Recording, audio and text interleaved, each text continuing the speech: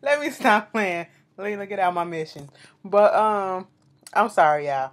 First of all, let me be quite honest. I just got through watching Empire. We'll talk about that on Saturday/Friday, whichever one these days I put my what it is up. But that shit done blew me out at the very end. Y'all know if y'all watched it, y'all know exactly what I'm talking about. My whole timeline was real like, yes, bitch, you better go there. But anyway, so I almost forgot that R&B Divas was coming on tonight. But here we go with R&B Divas LA. What is this? Season 3, episode 2. So at the very beginning of the episode, we get introduced to the new cast member. We get 2 new cast members this year, well this season, Stacey Francis and Brave. Okay, so apparently Lil Mo knows Brave from Baltimore. They're Baltimore homegirls or whatever, and she's going to, you know, introduce her to her group of friends, to the rest of the ladies, and hopefully the girls like her and all that stuff and everybody can get along, because if not, then Lil Mo gonna feel the type of way because she'd want to introduce them to the group. That's fine. I'm gonna be quite honest, I never heard of Brave. She said she came from this girl group called Rich Girls or whatever. Never heard of them. But she's a decent looking girl. I just wish, let me be honest, I just want her to not lighten up her hair, but darken up her hair, because it just seems every time I've seen someone who has, it seems like her skin tone and her hair blend in. So she look like a gold ass statue from head to toe. And I just want her to lighten up her skin tone or whatever. Not her skin tone, but her hair color, or use less bronzer. I don't know. Something, it just makes her look a little weird, but she's a pretty girl. She really is. And she's trying to make her way out here in LA. She told Lil Mo, look, bitch, we got to make this shit happen. Because Lil Mo was like, anything you need, I'm here for you, whatever. But she's like, I'm not going back to East Coast. I'm trying to make this shit happen right here in the West Coast. She also meets up with her manager, and they're doing something to get her out there, trying to find distribution for either an EP or an album. And at this point, they need like a label or something, because at this moment, she don't have one. She's like independent or whatever. And at this moment, they don't have enough money or enough funds to continue doing what they're doing with her. So now they're really trying to amp it up and put her out there and make sure that she's ready so she can get this funding. I was like, okay, cool. And I just hope, I want to see more of the struggle of, trying to get out there. Less drama. If I want to see drama, I want to see drama of them trying to get their music out, not drama within a group like that, because we just seen that already. Let's make it about the music and stuff, so people can know how this shit is. It's not all roses, okay? But after that, Lil Mo introduced everybody to her, and they had this little sit down. First of all, everybody shows up. Shantae, Chrisette, they like, hey girl, how you doing? Okay, you're brave and you're cute and all this stuff. Michel'le comes up and she like, excuse me, who the fuck are you? This is Brave. Okay, she cute. How you doing? I said, damn, Michel'le, she just didn't give a fuck. Like, she had the same thought pattern some of us probably would have had if we seen somebody new in a group of friends. Like, you didn't tell me that they were coming, so who the fuck are you? That type of look. But I guess she let them in or whatever. Then here comes Leela James, come just, stun down the aisle or whatever, making everybody laugh and loosening everybody up, and everybody's glad to see her. She's been on tour in Australia and stuff, and it was just a nice little meeting. Chrisette Michelle invited everyone to a party that's going on in her backyard, talking about something you have to be in angel wear, I guess, white and shit like that. Because Michel'le, she's no longer on, not Michel'le, Chrisette, she's no longer on the Motown label. She's left that label and she's going to make her own label, okay? She's doing her project, which is a beautiful project if you haven't gotten it yet. It's a little EP and it's real nice. And, she's going to work on doing her own label. I was like, okay, do your thing. And also, at the table when they were all talking, I thought it was very big of Shantae and good of Shantae that, she immediately just sat there and they started talking a little bit about what happened at the reunion, and they cleared the air and she apologized. And that was that. That's all that really was needed. So Chrisette Michelle, she's having this little get together, this meeting with, I guess, whoever she's working with on the label that she's trying to develop or whatever for her project, okay? And she's supposed to have it turned in with a certain amount of songs. She don't got all the songs. She still needs to work on one song. And basically, the shit should have been done. And now she's in a time crunch and she's trying to do all this stuff on her own. And at this moment, she's feeling a little overwhelmed, like she bit off a little bit more than she could chew. And that's how it is when you're trying to be the boss. Okay? You gotta make time. Time management, prioritize, and all that stuff. Lil Mo meets up with Brave. And she like, girl, so we met up. You seen all the girls. So what was your feel for all the girls, in the room that day? And she was like, it just was a little awkward when everybody started tearing up at certain places or whatever, and start getting a little emotional. And I'm like, did y'all go through some things last time y'all seen each other? I said, pause. So you trying to be on this show and gonna act like you ain't seen season 1, 2, or the other series? So you mean to tell me you really don't know what happened at the reunion in the last season? Oh, okay. If that's what you want to go with, we're gonna roll with that. But I doubt it. I doubt it. Okay, Brave. So, excuse me, camera. So Brave was basically like, she can tell that y'all went through some shit, and y'all working on some things, but you can tell that it was a deep connection that was there and that y'all do care about each other. I was like, okay, but still you gonna have us sit here and believe you ain't see what happened last season. If I'm gonna be on the show, I'm gonna do my research, okay, so I can know what I'm getting into, all right?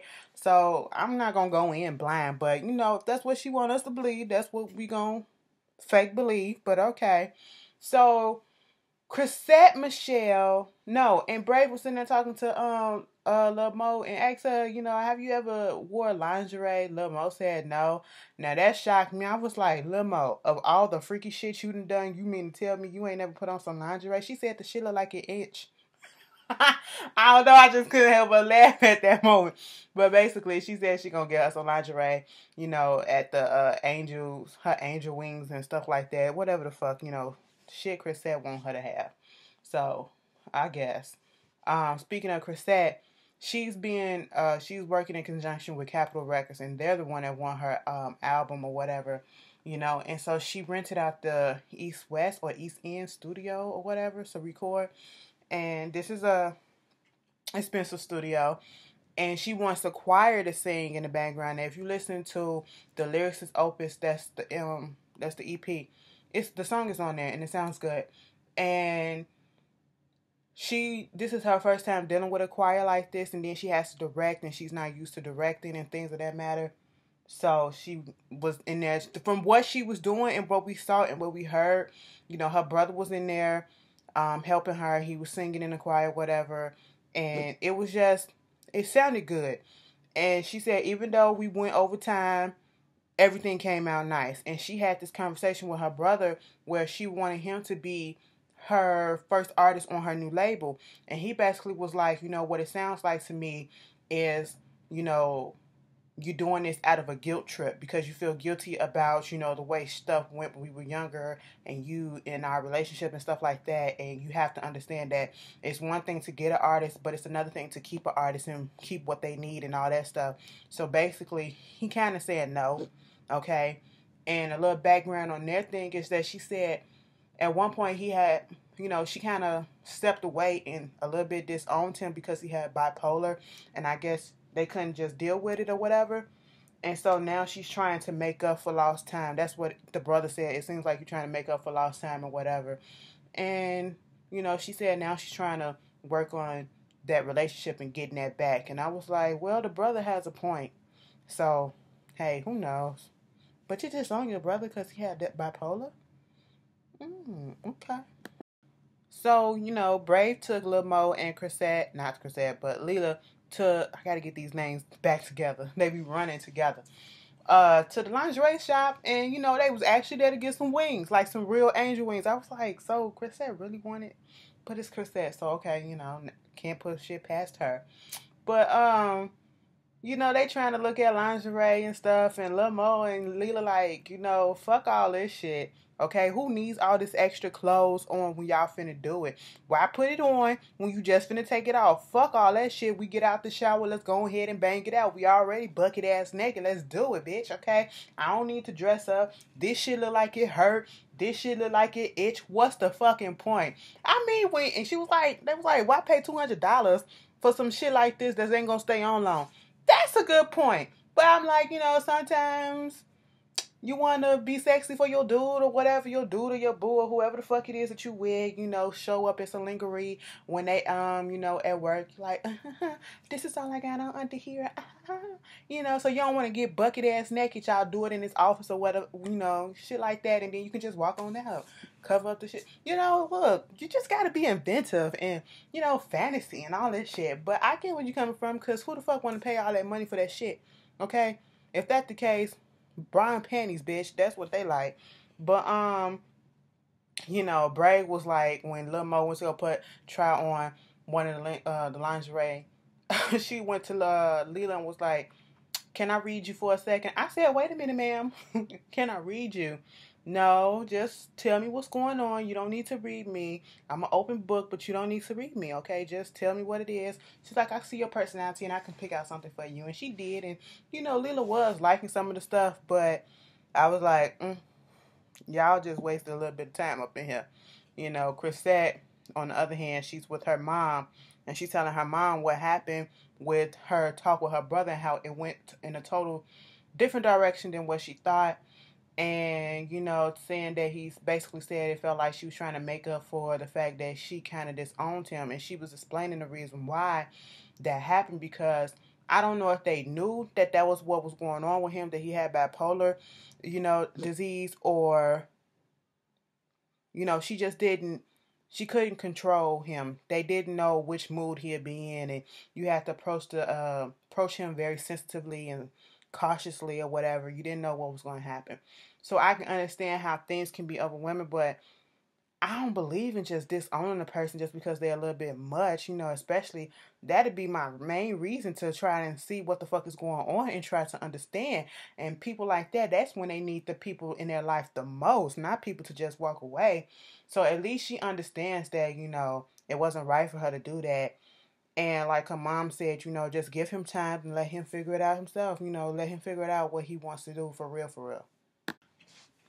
Brave, she's in a dance studio. She trying to get this shit together. She trying to be a pop, R&B superstar, whatever the fuck she trying to do. She trying. She was like, I got to get these steps together. I'm working with so-and-so. She choreographed with Lady Gaga, Beyonce, and all these things. Everybody got to throw that shit up in there. Like, that's going to make it any better. Just because, they didn't work with these people don't mean that you're going to be on that level. But, okay, you trying. And it was cute what she was doing. Okay, I can dig it. And, she invited Chrisette Michel'le to come over there so she can talk to her. And in the midst of talking to her, Chrisette was joking like, she got a big ass, teach me something because I'm pigeon-toed and I need shit, So the little jokes and shit, it was cute trying to break the tension, break the ice. And did y'all see that clip of Afro Man knocking the shit out of that girl that was on stage with him? That was totally uncalled for. I'm sorry. I had to break that into because I was just looking at something online. But anyway, back to what we were talking about. Brave was like, talking to her. She was like, thank you for taking time out of your busy schedule. I don't know how things are with you. And, I'm just trying to make it. And, I've done this and I've done that. Chrisette was like, okay, so she got this and she got that. She seemed like she got it all figured out. So what the hell you got me here for? But okay. So they go over to Lil Mo house, Leela and Chrisette trying to see, get some more information on Miss Brave. And it kind of confused me a little bit because Lil Mo was sitting there kicking with them, not necessarily taking up for Brave, but, I don't know. It just felt a little weird, felt a little awkward. Like, Leela was talking about how when they was at the lingerie shop and she said, let me read you. She was like, girl, no, you ain't gonna read me or something like this. And, just talking about her little shit. And then, Chrisette just eating it all up. And then here go Lil Mo, what? And, she said this and then trying to teach me how to pose. And I'm like, you ain't gonna do this and da-da-da. I'm like... Then Lil Mo is like, she's a friend of a mutual acquaintance or whatever, some shit like that. I was like, now you're concerned about whether or not Brave will be able to interact or fit in with these group of girls. And I'm like, it just, I just don't know. I can't put my finger on it, but something about it just don't seem, right. But I guess it just seems fake a little bit. It just seems fake a little bit.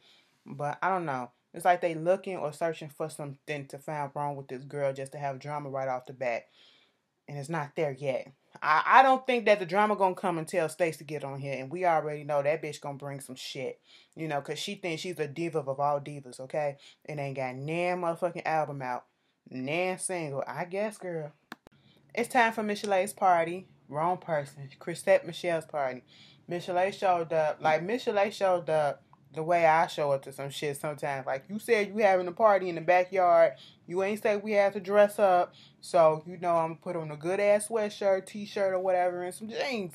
And I'm going to make sure I got the little wings with me. As long as she had her wings, it was all good. Because you got Lil Mo dressed up like she finna go to the prom and shit.